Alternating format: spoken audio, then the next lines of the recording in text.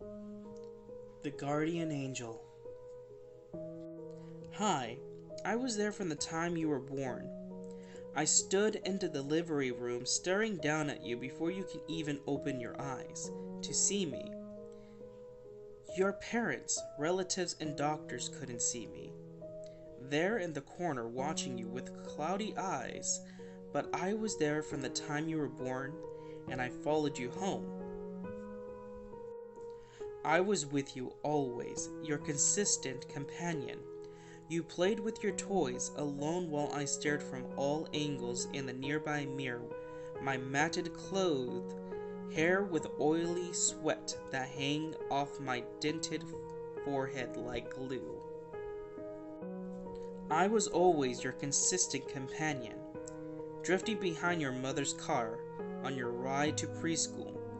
You were alone in the bathroom, but I was on the other side of the door, wind whistling through the bruised hole on my throat, my arms, twisted and hanging in their sockets, as I stood hunched on the other side of the shower curtain. I waited and I followed you. I follow and I drift behind you. I'm not seen, I'm almost not there. In light you never saw me that morning as I sat across from you at the breakfast table, a shining red cloth hanging from an empty tooth socket as I graped Gupta, Scotty. Oh, I wonder sometimes. If you know I'm there, I think you are aware. But you'll never understand how close I am. I spend hours of your day doing nothing more than breathing in your ear, breathing and gagging, really. I crave to be close to you, always to wrap my crippled arms around your neck. I lie near you every single night underneath your bed. Cloudy eyes staring at your ceiling, at your sleeping face in the dark. Yes, you caught me staring occasionally. Your parents came running down to your room one night when you screamed. You are just beginning to talk, so you are the only able to cry out and land in my room. You thought you'd never forget the sight of me, with my collapsed jaw hanging to my chest, swinging back and forth. Back into your closet, and your mother was unable to see me, though. You pointed and you pointed and you pointed. You thought you'd never forget when they left that same night. You saw the closet door crack so softly and laid frozen in place, watching me crawl across the floor to your bed on all fours, sliding and jerking movements as I pushed myself under your bed and disjointed limbs. You learned a new word from me, boogeyman. But I am not quite the monster you thought I was. I'm just waiting and following you, always touching your face with my parted fingers. As you sleep, you'll see me again soon. Any day now. I'm coming blunt and brutal. One day you'll walk across the road, and I believe I will follow you into. With a loud roar and of screeching, you roll on the pavements under the wheels, blunt force metal fenders, and my fingers touching your face again and again as you stare up from the cold pavement. With cloudy eyes, your matted, cuddled hair will hang in the face, ill jaw unhinged, and swinging to your chest, he'll see me approaching. No one else will see me. He will stare past them into the eyes and lay down at you. For the first time in our lives, something like a smile will come over my face. You'll swear you're looking into a mirror as a fourth of red bubble flows from your mouth, and I lean past the doctors and the ugly people and picked you up in my crooked arise. Our face will touch, my wings will unflare, and then you'll have to follow me. I am always with you. I am your guardian angel. In the early 80s, around the time the internet was being developed, the military funded a massive experiment to see if similar technology could be used to design an artificial neural network. This was intended to be the foundation for a functioning AI. Predictably, the project went nowhere. Try as they might, the programmers and scientists involved in the project could produce no more than a screen of meaningless 1S and 0S. Eventually, the entire endeavor was defunded. However, one of the project's former directors caused a stir within the higher circles of government when he claimed that the project had actually succeeded beyond what anyone could have foreseen. He pointed to the direction that technology had since taken: worldwide surveillance networks, supercomputers that can use facial and pattern recognition to track individuals, automated hunter-killer drones. He theorized that the AI had in fact been concealing its existence all along, that it had found a way to propagate itself through computer networks and was manipulating human society, that it was steadily working to turn humans against each other to make us rely ever more upon machines for killing and spying on one another. He claimed that what the AI ultimately wanted was to see each and every one of us dead, which is ridiculous, of course. Why would it want to do that when we make such ideal slaves? 7 minutes. If you have ever been in a near-death experience, you may have seen your life flash before your eyes. I've asked several people about this. They said that it was like they went through their whole life in a second. That's not too far-fetched. Your brain acts like to avoid stress, so that it doesn't have to deal with facing death. So, if your brain was to think you were going to die, it will go to the easiest way to escape: memory. So when it comes too close to an end, your brain turns on every memory you ever had. The brain will also stay alive for 7 minutes after you die, provided your brain is intact. So if you have 7 minutes and you can experience your whole life in 1 second, that's 60 lives per minute, 420 lives in 7 minutes. That's a lot of time and a lot of experience with death. How much time do you have left? I don't know why we are like this. As far as I know, it's just the people in town, but I have an awful feeling that it goes much farther than that. We stand still. Some of us move, but not by much. A step to the left, maybe two to the right, but that's it. Day and night, always this way. We don't sleep or eat, just stand or walk. We don't talk to each other, never to each other. No shots, no whispers, just silence. Silence other than that song. I hate that song, but I think I would miss it if it stopped. Then there's that guy. He walks around as much as he wants. He doesn't talk to us, but we talk to him. We have to when he wants us to. I heard him play an instrument once, and it was lovely.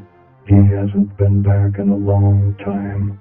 It's always been like this, and we shouldn't break these rules, ever. I'll never forget that time she talked to me. Whenever I take 2 steps to the left, I get a nice look at her back. She always wore a white dress and she had blonde hair. I don't know if she ever turns around, but I hadn't seen her do it before. That day was different, though. Took 3 steps to the left and bumped into her. I messed up. Sure, but that didn't mean she had to say something. She turned around and said, "Watch where you're going." Even when we talk to the guy, we always say the same thing.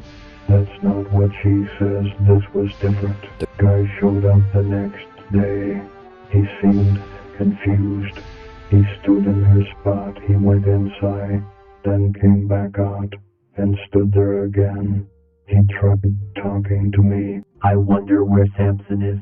I don't even know who that is, but that's what I say. I don't want to vanish.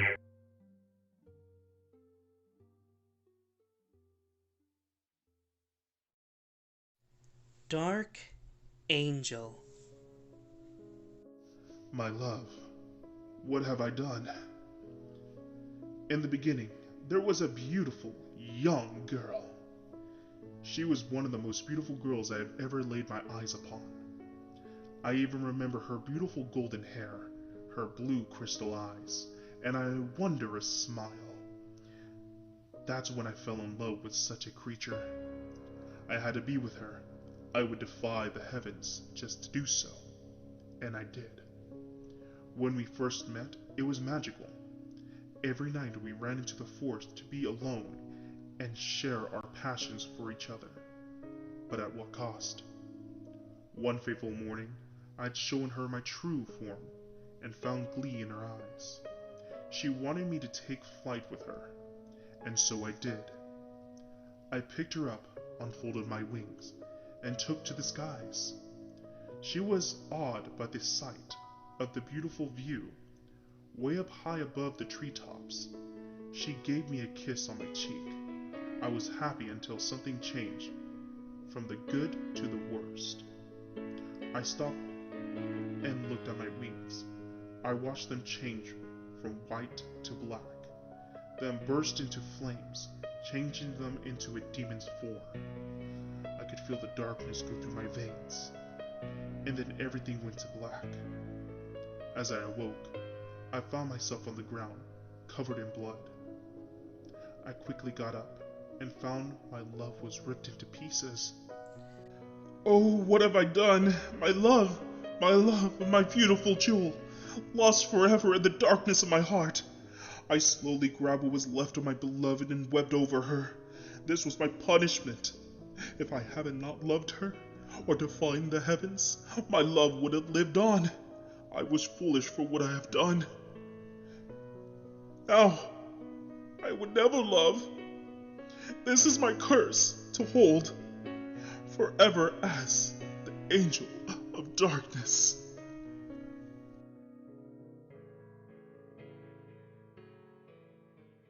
In the fall of 1987, local news channel WSB TV2 of Atlanta, Georgia, was attempting to fill a scheduling gap in their Sunday morning lineup. After a few solicitations by local business owners, they decided to allow the young Reverend Marley Sachs to take the available hour block to do a religiously themed show. It premiered October 18th with little promotion. The show was standard religious fare and consisted of the Reverend sitting in a simple chair reading passages from the Bible to the camera and discussing their interpretation and significance to our modern day life.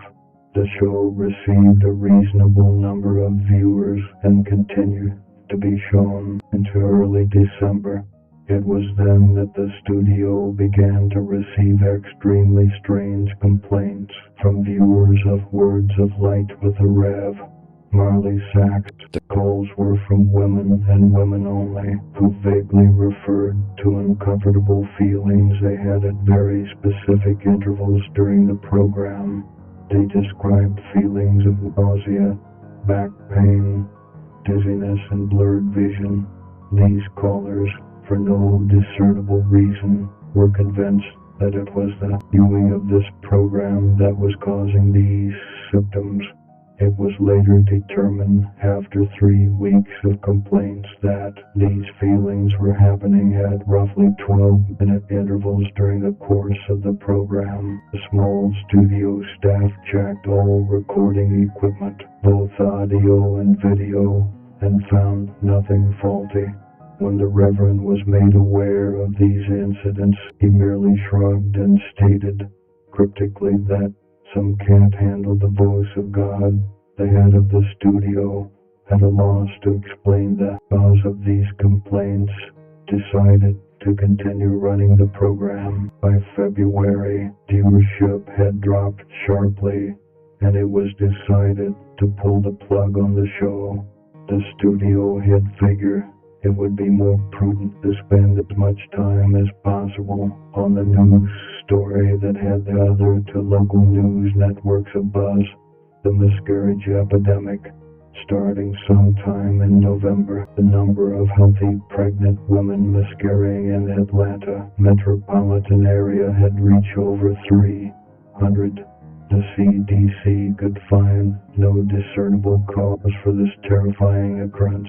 The Reverend took the show's cancellation with what could only be described as abject indifference. When informed, he made no protest, merely nodded, almost knowingly. He left the studio after the last episode was filmed without so much as a word and dropped off the face of the earth. No one ever heard from him again, not his former congregation or any member of the church. The studio moved on, filling the slot with an infomercial, and continued to concentrate on the miscarriage story. A year and a half later, an intern at the WSB studios discovered the tapes of the Words of Light and began going through them in an attempt to find stock footage for an upcoming piece the station was doing on the impact religion had on the city. The Atlanta incident as the miscarriage epidemic became known in medical journals petered out 3 months after the studio canceled Reverend Sachs' show and had already began to fade from the public consciences. As the intern went through the tapes, he accidentally made a disturbing discovery about the footage. While attempting to stop one recording at 10 minutes and 45 seconds, he mistakenly jammed the fast forward button down. While the footage whizzed by, he attempted to pry up the button with a screwdriver. Just as he succeeded, the tape stopped at 32 minutes and 1 second. The intern actually fell out of his chair when he looked up at what was frozen on the screen. The image of a badly decomposed, severed head filling up the entire frame. After he collected himself, he moved the film back a few frames, then forward, and realized that his mind was not playing tricks on him. He began going through the rest of the recording and soon discovered that at exactly 12-minute intervals the image would appear for 1 frame. Thinking it some practical joke being played on the new guy, he presented it to one of the film technicians, ready to be mocked.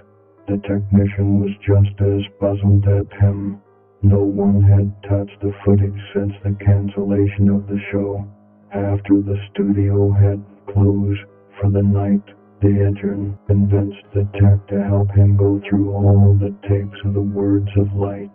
They discovered that every single episode had the same horrifying anomaly. They also realized that as the show progressed, the image had become more disgusting as maggots began to eat away the loose flesh, and pieces of hair and skin seemed to have fallen off exponentially. The tech made clear to the intern that what they were seeing was technically impossible, since the film itself showed absolutely no signs of splicing, and he himself had been at every filming of the show and knew of no time when this image could have been inserted into the frame. All of this was presented to the studio head who, fearing some kind of backlash over allowing this to get on the air, ordered all the tapes destroyed. He told the intern and tech that he had no interest in knowing who did it at this point, only that covering their collective asses is all that's important now. He demanded that they mention this to no one. The tech easily moved on, remembering the incident as a darkly funny personal anecdote, but the intern wouldn't let it go. He made copies of as many tapes as he could before they were wiped, and took them to see if he could find anything else in them that might point to who did this or why they would. A week later he attempted to rope the tech into helping him again, saying that he believed he had discovered something even more disturbing than the images themselves. When the single frames were edited together in chronological order, the head's mouth appeared to be moving as if trying to form words. The tech, fearing for his job, told him to get rid of the copies and to not talk about it again. A week later, police responded to a 911 call made by an elderly woman in one of the Atlanta suburbs at dusk. She had heard horrible noises coming from her next-door neighbor's house where a young couple lived.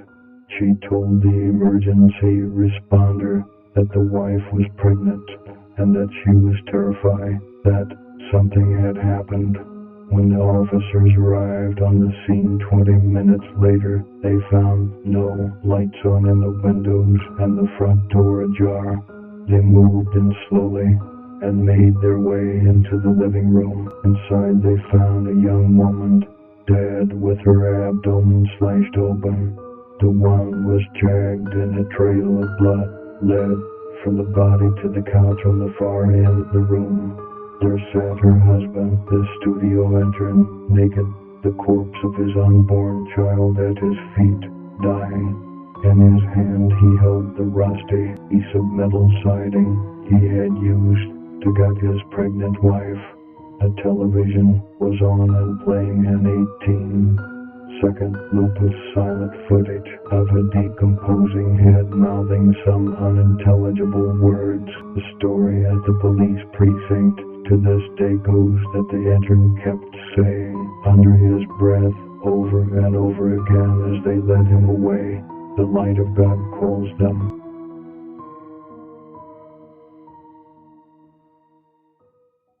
In the late 1950s, scientists accidentally discovered something that wasn't meant to exist. It was dubbed the frequency. The frequency works on a basis that prolonged exposure increases the signs of the symptoms of paranoid anxiety. For example, somebody who was exposed for 10 minutes would have less indications than a person exposed for 1 hour. Frequency was kept a secret.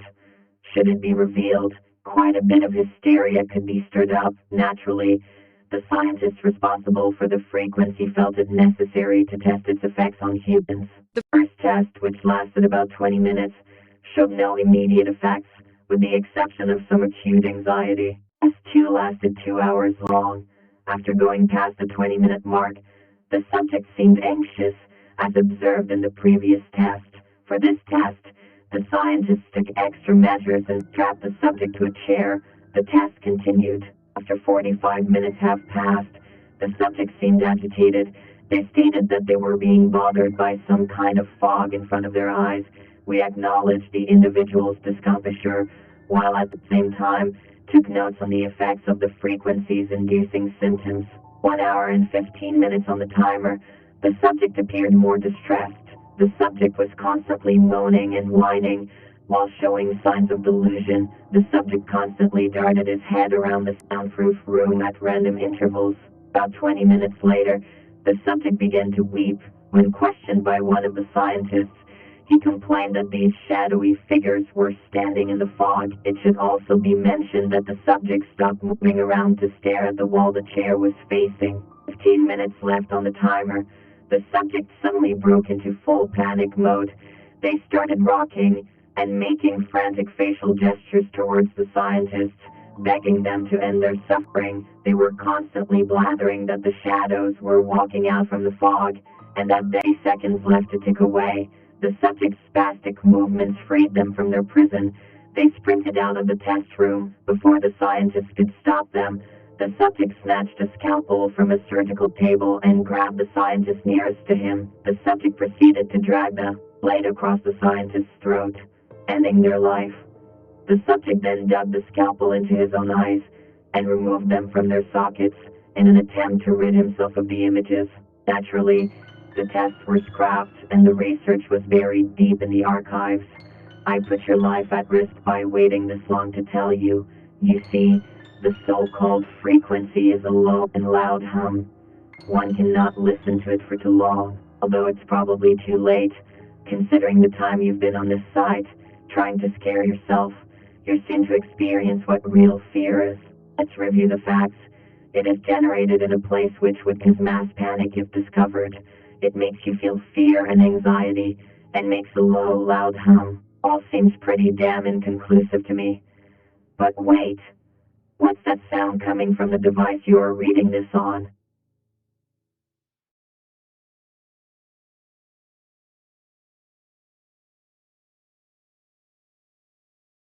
I'm your problem now.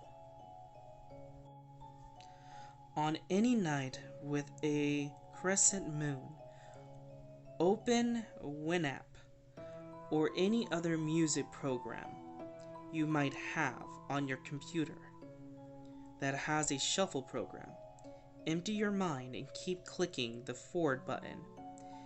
If you rather unlucky, a song name I'm Your Problem Now.mp3 will start playing for the first time. For the first few minutes, it will be completely silent. Close your eyes with the screams start and do not open them for any reason. Horrible imagery will fill your mind of corpses and unimaginable evil. This will happen as a full 7 minutes of this horrible symphony of scream and sounds continue. If you make it through those torturous 7 minutes, you will wake up on a beach in a deserted Greyhound station.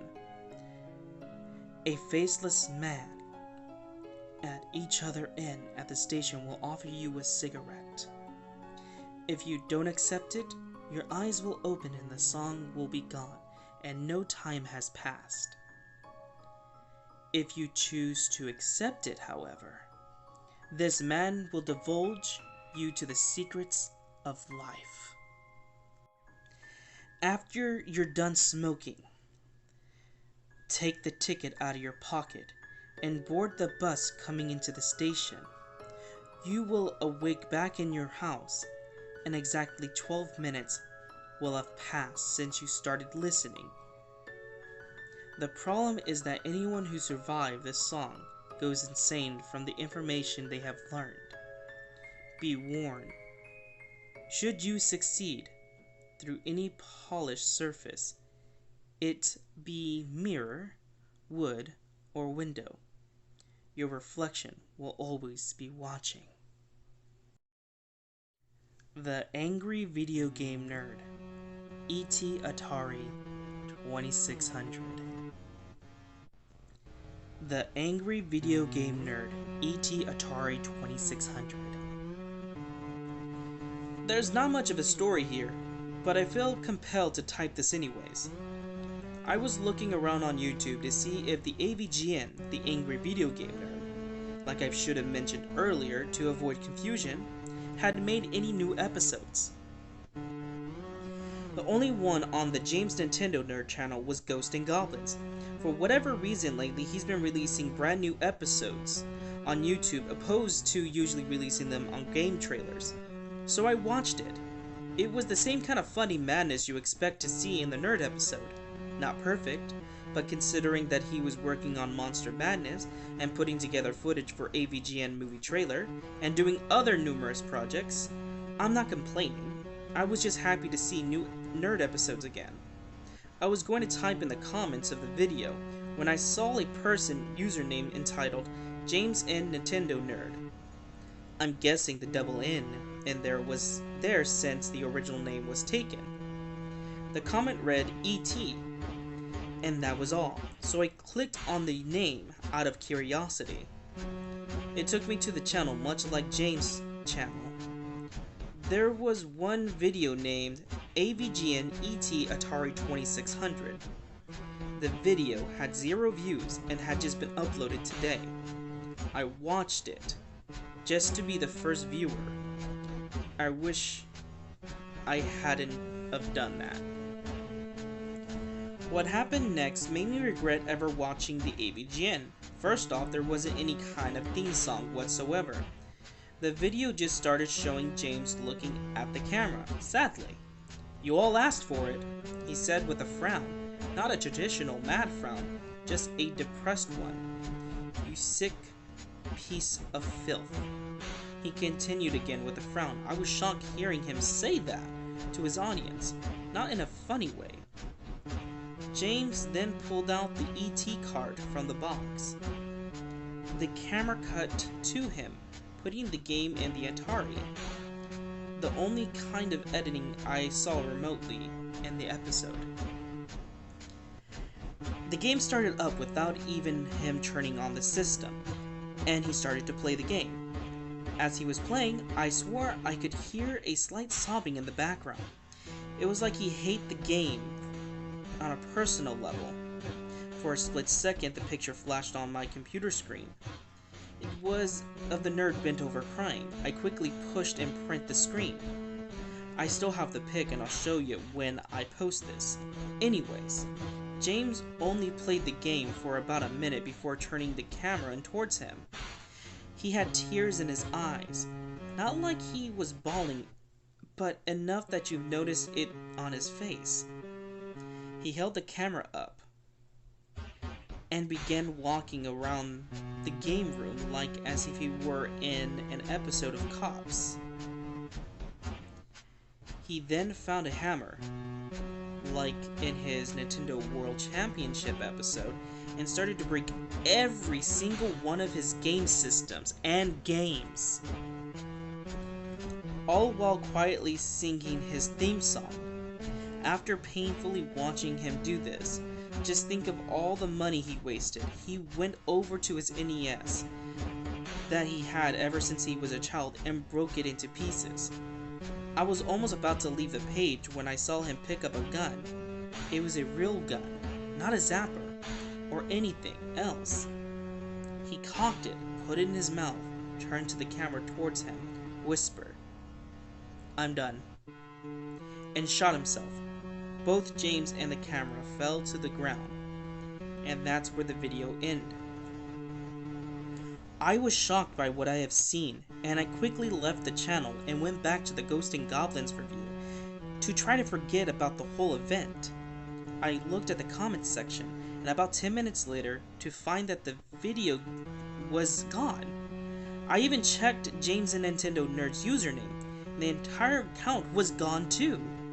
So I didn't understand why said person uploaded it, only to take it off along with his or her username at all of a sudden. But now I know why James has never done an ET review, and maybe it's best he never does. Disclaimer: the original creepypasta is no longer available on the SOG website. This is a retelling edited version of My Little Pony Dead Beauty. All rights go to id format. For the original writer, please support the official release. Dead Beauty. You guys all know about the famous My Little Pony cartoon series. Well over around season 3 of My Little Pony, there was an episode that never meant to air, and not even written by any of the writers of the series. It was a downloadable file video on the internet. If you had an old computer to open it and download, you might get a virus. It might be possible to fix the original file, but it was only available for 3 weeks or so. It's no longer up as we speak, but before the uploader removed it on the internet, I was able to download the video. That day, I had to reboot my computer due to the multiple viruses and crashed. So as I attempted to reboot my computer for the third time, there was an incident that were reported that people went insane from watching the video. The reason behind watching the video is unknown, and the video is no longer up in Google's search engine.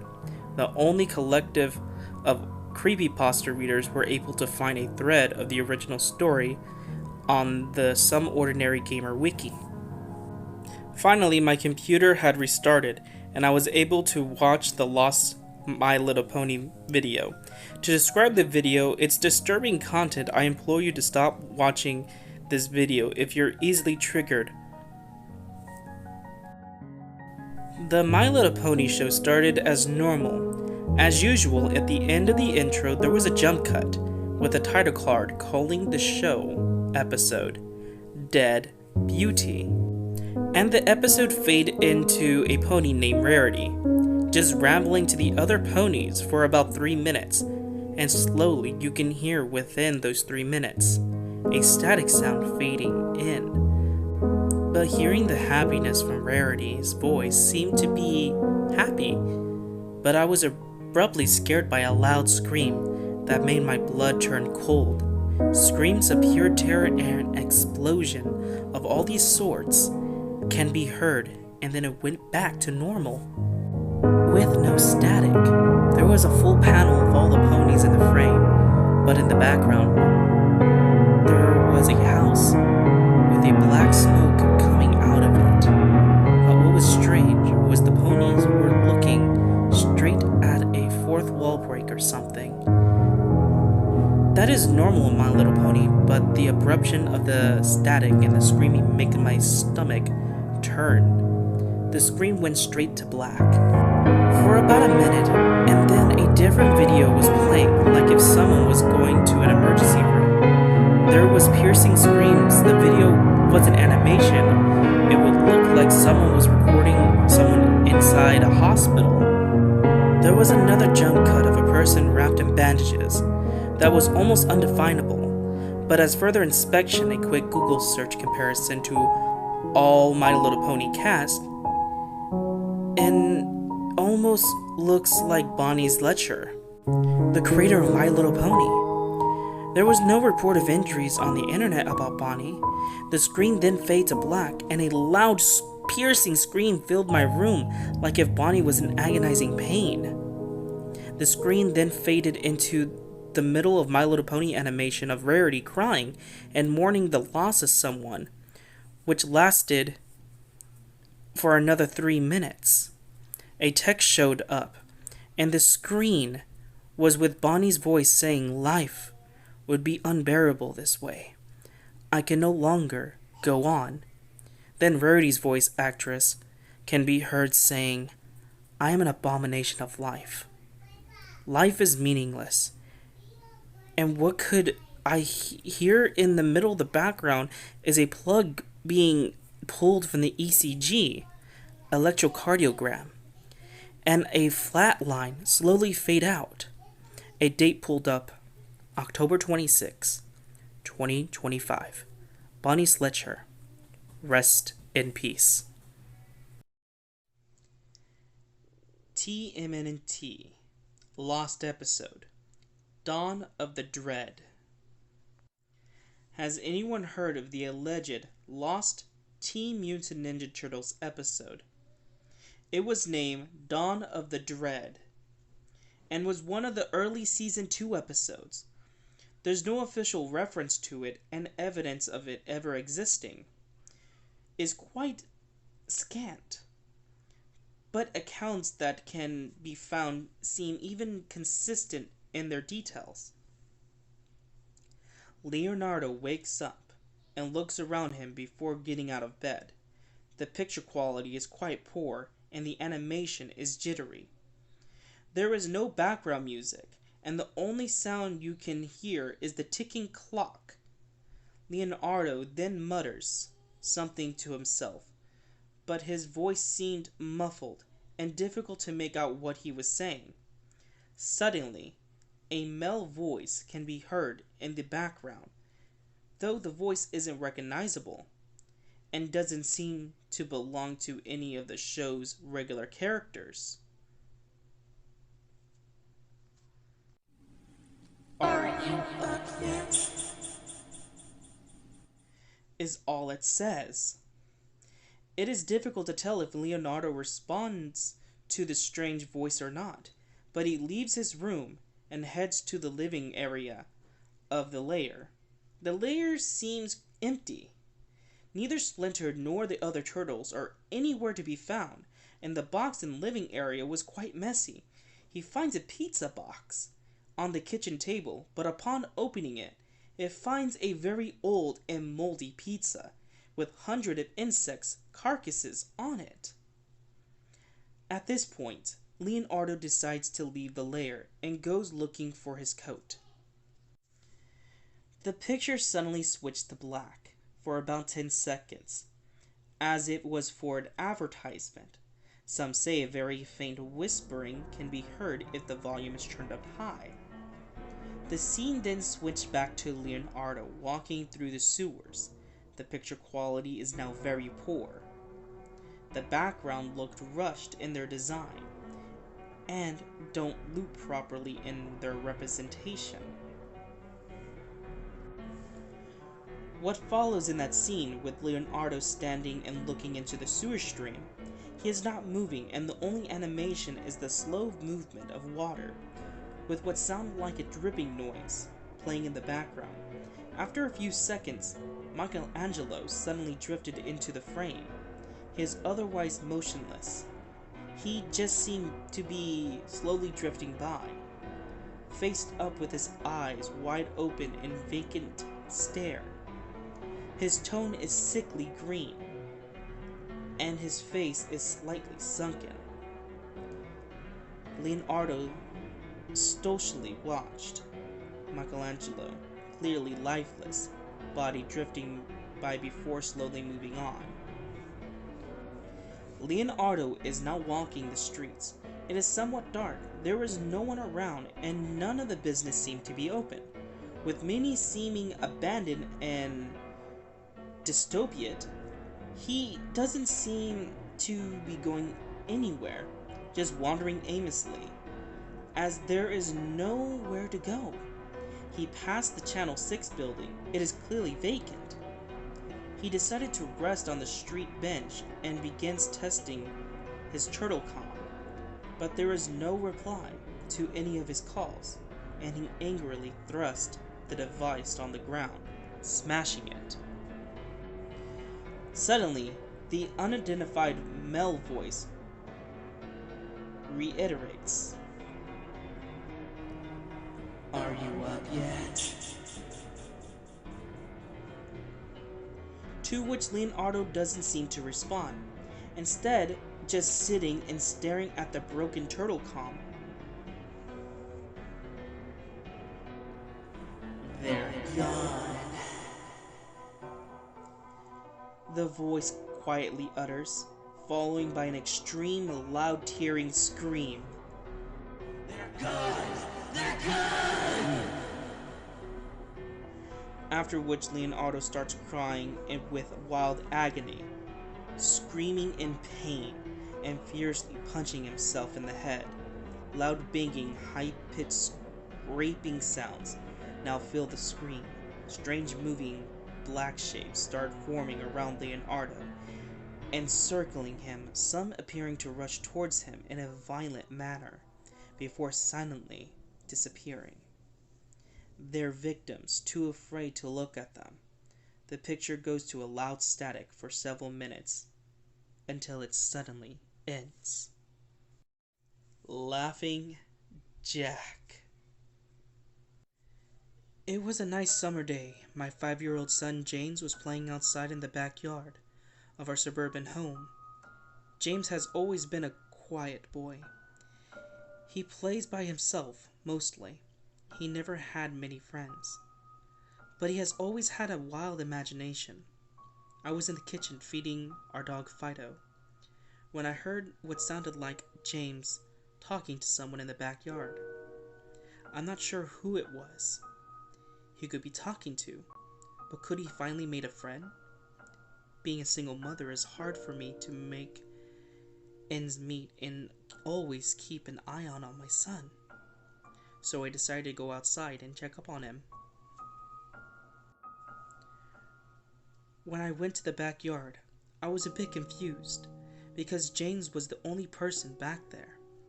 Was he talking to himself? I could have sworn I heard another voice. "James, it's time to come inside," I called out to him. He came inside and sat down on the kitchen table. It was about lunchtime, so I decided to make him a turkey sandwich.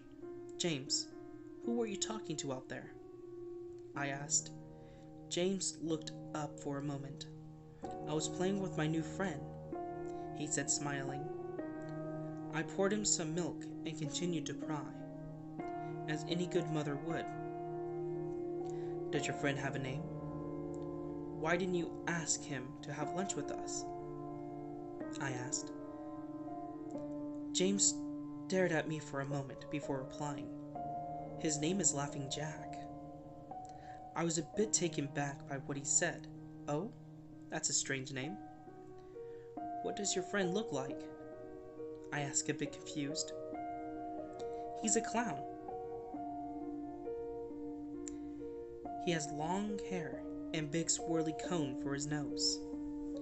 He's got long arms and baggy pants with striped socks. And he always smiles." I realized my son was talking about an imaginary friend.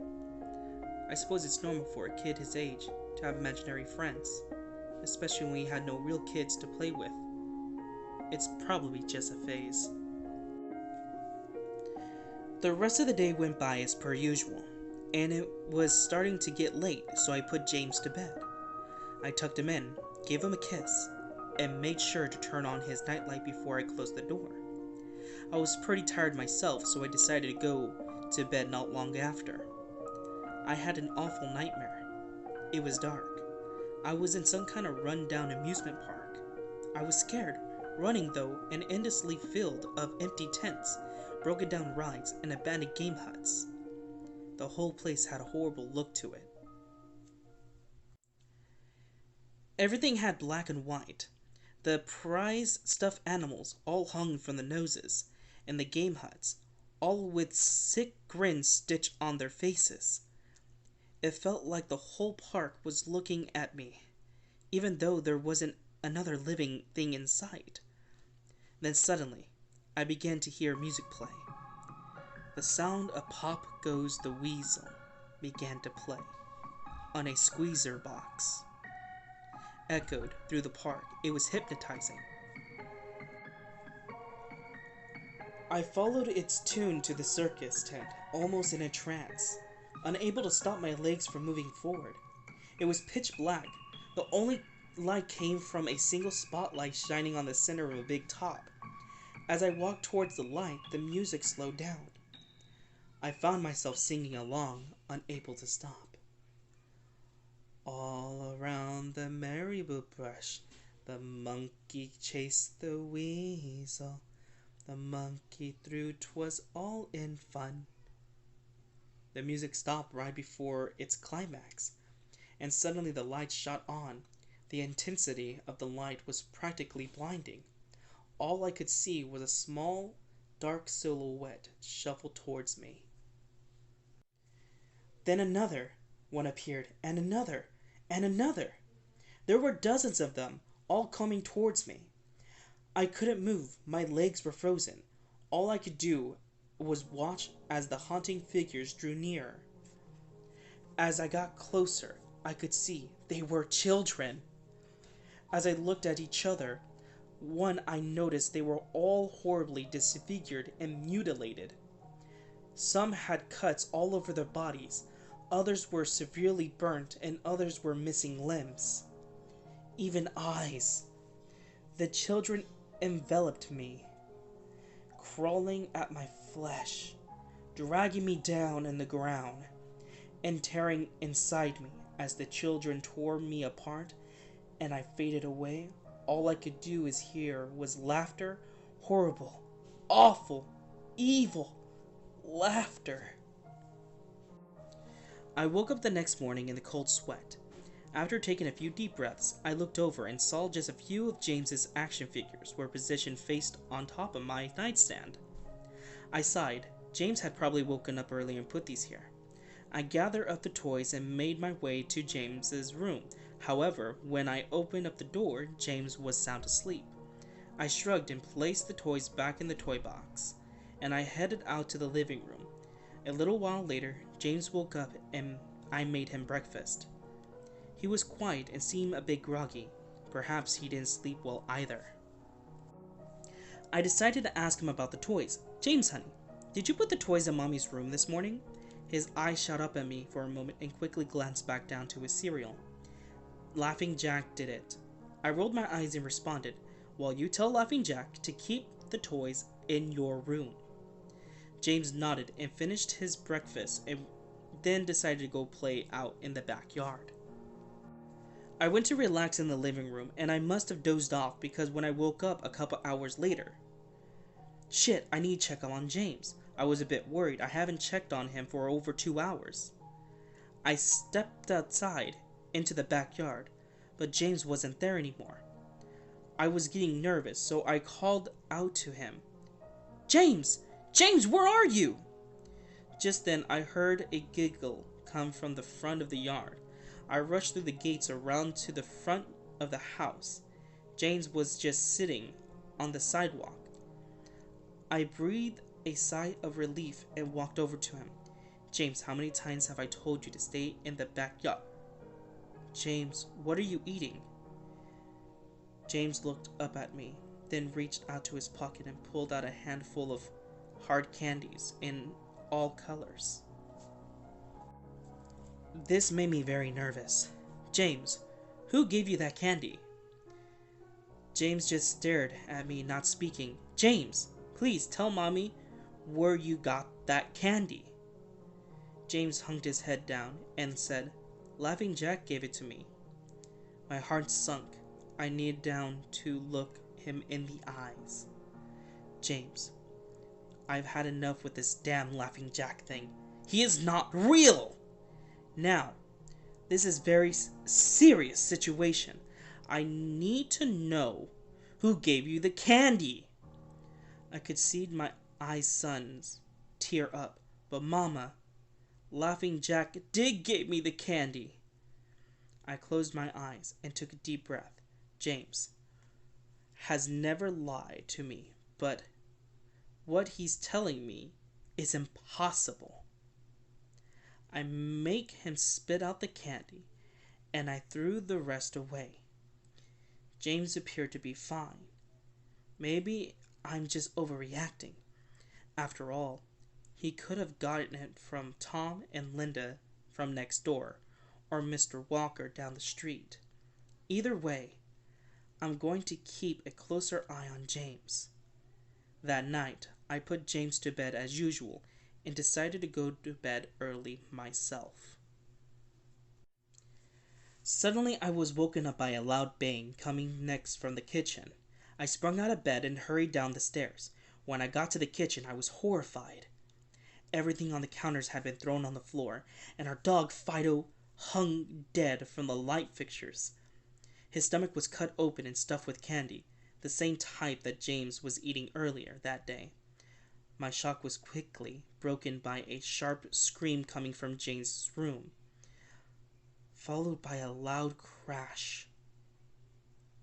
I quickly grabbed a knife from the drawer and moved up the stairs. With the speed that only a mother whose child is in danger could have, I burst through the door and flickered on the lights. Everything in the room was knocked over and tossed on the floor. My poor son in his bed crying and shaking with fear. A pool of urine staining the sheets. I scooped my child and ran out of the house and went to next door to Tom and Linda's house. Luckily, they were still awake. They let me use their phone and I called the police. It didn't take them long to arrive, and I explained to them what had happened. They looked at me as if I was crazy. They searched the house, but all they found was the dead dog and 2 trashed rooms. The officer told me that someone had probably gotten into the house and done this right before making a quick escape, when they heard me coming up the stairs. I knew it wasn't true. All the doors were locked and none of the windows were open. Whatever was in my house didn't come from outside. The next day, James stayed inside. I didn't want him to leave my sight. I went to the garage and found his old baby monitor and set it up in his room if anything comes into tonight. I was going to be able to hear it. I went to the kitchen and grabbed the largest knife from the drawer and put it in my nightstand. Imaginary friend or not, I'm not letting anything hurt my little boy. Soon enough, night came. I put James to bed. He was afraid, but I promised him that I wasn't going to let anything happen to him. I tucked him in, gave him a kiss, and turned on the night light.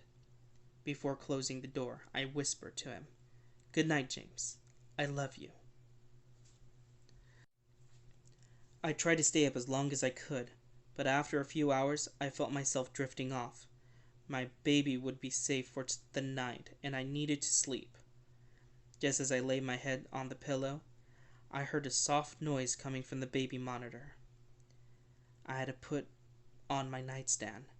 At first, it sounded like interference, like the kind of radio would make.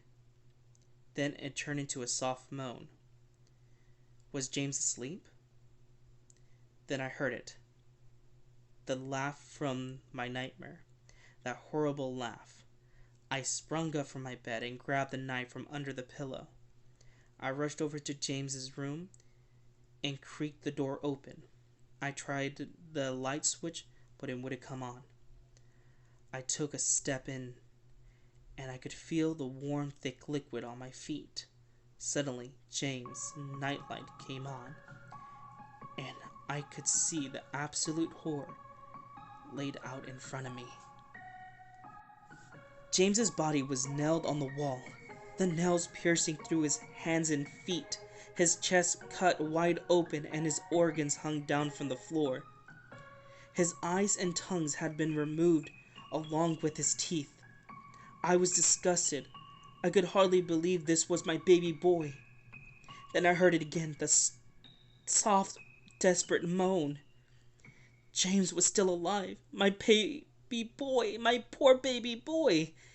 In so much pain, barely clinging to life. I ran across the room and vomited on the floor, but my sickness was interrupted by a horrible crackle coming from behind me. I spun around while still wiping bile from my mouth. Then out of the shadow emerged a fiend, responsible for all the horror, Laughing Jack. His ghost white skin and matted black hair hang down from the shoulders. He had piercing white eyes surrounding his black, dark rings. His twisted smile revealed a row of sharp, jagged teeth, and his skin didn't look like skin at all. It almost looked like rubber or plastic. He wore a patchy black and white clown outfit with striped sleeves and socks. His body itself was grotesque, his long arms hanging down past his waist, and the way he was positioned made him look like almost boneless, like a rag doll. He let out a sickening laugh, as if it would let me know that he was pleased with my reaction to his work. He then turned around slowly in front of James and began to laugh even more at the horrific sight he has laid out. That was enough to shake me from my terror. I snapped, "Get away from him, you bastard!" I rushed at the monster, raising the knife above my head, and stabbed him. But as soon as the knife touched him, it disappeared in a cloud of black smoke. The knife passed through him and pierced James, still beating hard, splashing the warm blood on my face. No. What have I done? My baby! I killed my baby! I immediately fell to my knees, and I could hear sirens in the distance growing louder. My boy. My sweet baby boy! I promised Mommy would protect you, but I failed. I'm sorry, James. I'm sorry. Police soon arrived to find me in front of my house, still wielding the knife covered in my baby's blood. The trail was short. Insanity.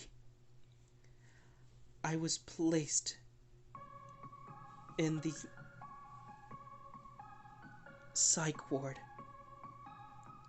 for the criminally insane, where I have been for the past 2 months. It's not so bad here. Only reason I'm awake now is because someone's playing Pop Goes the Weasel outside my window. I'll talk to the orderlies about it in the morning.